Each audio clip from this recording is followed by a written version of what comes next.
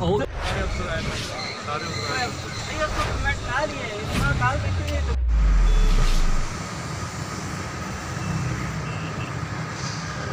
तो मेरा ख्याल है मैं सारी एडमिनिस्ट्रेशन को कोविड के साथ, अगर किसी को घर में बैठे हुए किसी डॉक्टर को कोविड हो गया तो वो there is a problem. Risk allowance जो है that will be given to all those people who have been working on the front line, जो कोविड के साथ डायरेक्टली काम करते रहे हैं, उनकी लिस्टें हम मांग रहे हैं।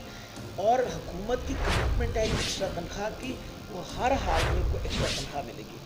जहाँ तक शहीद पैकेज का ताल्लुक है, जिन लोगों ने हमारी जो इस वक्त गवर्नमेंट के जो डॉक्टर्स जो एम्प्लॉयड हमारे पास जो इस वक्त स्टेटिस्टिक्स आए हैं, वो तकरीबन हमारे 5 डॉक्टर्स बल्कि 6 डॉक्टर्स हैं जो जान की बाजी खो गए हैं और 1 चार्ज नर्स। उनका बाकायदा शहीद पैकेज है। पैरामेडिक्स का भी हम शहीद पैकेज मंगवा रहे हैं। ग्रेड 1 to 16 का 40 लाख है, grade 17 and above is 80 lakh as a shaheed package. उसके ऊपर ऑलरेडी सारी हमारा डिपार्टमेंट काम कर रहा है। The minute we get all the results तो इंशाल्लाह उनके सारे तनख्वाह जो रिस्क अलाउंस है, ये मेरी आपसे कमिटमेंट है। कोई बंदा जिसने कोविड के साथ फ्रंट लाइन पे काम किया है, इंशाल्लाह उसको उसका हक भी मिलेगा, उसको डबल सैलरी भी मिलेगी। और हमारी तरफ से बहुत ज़्यादा उनका शुक्रिया अदा करते हैं हम। बतौर कौम हम उनके बहुत मशकूर हैं कि उन लोगों ने इतनी मेहनत की है और इस कोविड की वबा के ऊपर काबू पाया। जी मैडम, सवाल ये है कि माशाल्लाह जैसे डिटेल बड़ी तफसील से आपने बता दी है, तो मैं समझता हूँ कि इस वक्त जो हमारे अटक में कोरोना का पहले भी काफ़ी कंट्रोल था माशाल्लाह, क्योंकि इंतज़ामिया ने बड़ा इसको कंट्रोल करके रखा था। और जैसे डिप्टी कमिश्नर साहब बैठे हुए हैं आपके साथ, या वो बुखारी साहब बैठे हुए हैं, ख़ास तौर पर मैं हेल्थ डिपार्टमेंट को अप्रिशिएट करता हूँ इस बात पे कि उन्होंने बड़ा अहम रोल अदा किया इसमें।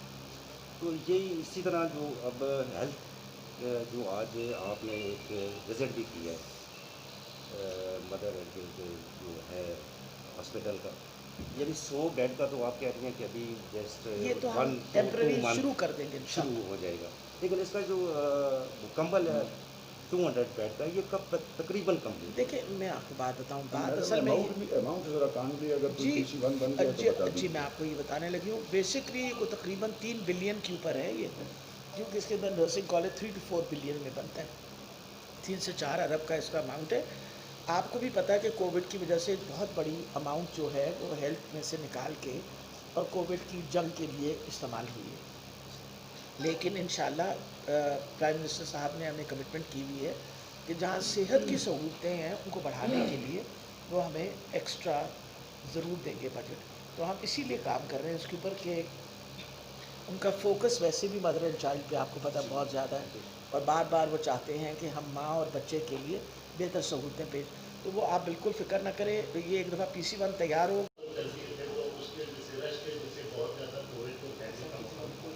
मैं आप ये ईद उल अज़हा के हवाले से मैं ये देखता हूँ आज भी अभी असिस्टेंट मिनिस्टर साहब से मीटिंग में कि सेल पॉइंट जो है ना जानवरों के, वो ज़िले के अंदर 2 या 3 बनाए जा रहे हैं। तो मैडम क्या इससे ये नहीं होगा कि रश बढ़ जाएगा खाम में?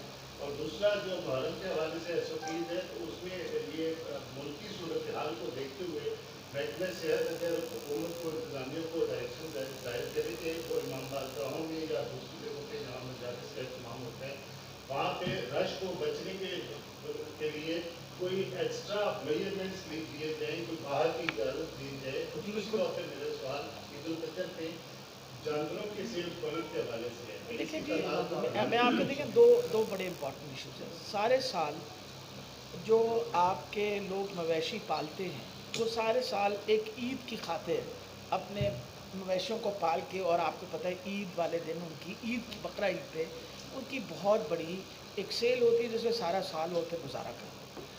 पाकिस्तान एक गरीब मुल्क है, एक हद तक ही हम एक चीज़ को रोक सकते हैं। और मेरा ख्याल है खान साहब ने, इमरान खान साहब का जो पॉलिसी रही है वो बहुत अच्छी पॉलिसी रही है। आप इस वक्त हालात इंडिया के देखें जो आपका हमसाया मुल्क है, हमसे बहुत बड़ी इकॉनमी थी, लेकिन इस वक्त जिस सिचुएशन में वो मौजूद हैं, हमसे बुरे हालात उनके हुए हैं।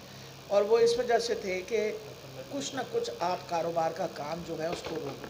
अब हमने क्या किया है, ज़्यादा मंडियाँ बनाने का ये मकसद होता है। एक मंडी के ऊपर बहुत ज़्यादा रश हो जाता है, उसकी वजह से फिर मसले मसाइल खड़े हो जाते हैं।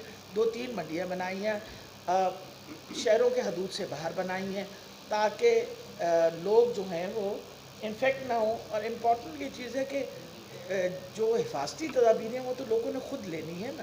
بڑا مشکل ہو جائے گا کہ حکومت لوگوں کے منہ پہ جا کے ماسک باندھے. ابھی بھی لوگ ماسک نہیں پہنتے. اگر ماسک نہیں پہنتے تو پھر یہ دیکھیں نا, they are responsible themselves, so we have to be very careful about it. تو یہ سارے قدم جو آپ نے دونوں باتیں کہی ہیں, یہ عید الاضحیٰ کا اور اس کے علاوہ محرم کی بھی آلریڈی ڈسکشن شروع کر دی ہے. اس کے اوپر ان کے علماء کو ہم بلا رہے ہیں اور ان کے ساتھ بات چیت کریں گے, جس کے تحت ان کو بتائیں گے کہ جس طرح ایس او پیز فالو کرنی ہے. انشاءاللہ امید ہے کہ لوگ سب بڑے اب سپورٹیو ہیں, لوگوں کو سمجھ بھی آ گئی ہے کہ یہ بڑی موذی مرض ہے, خدا نخواستہ لگے تو حالات خراب بہت بھی کر سکتی ہے. تو انشاءاللہ we are working on it. اس کے لیے بھی ایک باقاعدہ ایس او پی, کل کنٹرول اینڈ کمانڈ کی آپ کو پتہ ہے وہاں لاہور میں میٹنگ تھی اور اس میں یہ دونوں موضوعوں پہ ڈسکشن ہوا ہے. تو ہم نے ایک پلان تو آپ کو پتہ ہے دے دیا ہے جہاں تک بقرہ عید کا تعلق ہے, بڑی عید کا, اور جو محرم کی ہے وہ اس کے ایس او پیز ڈیولپ ہو رہے ہیں. یہ 7/24 ہو گئی. میڈم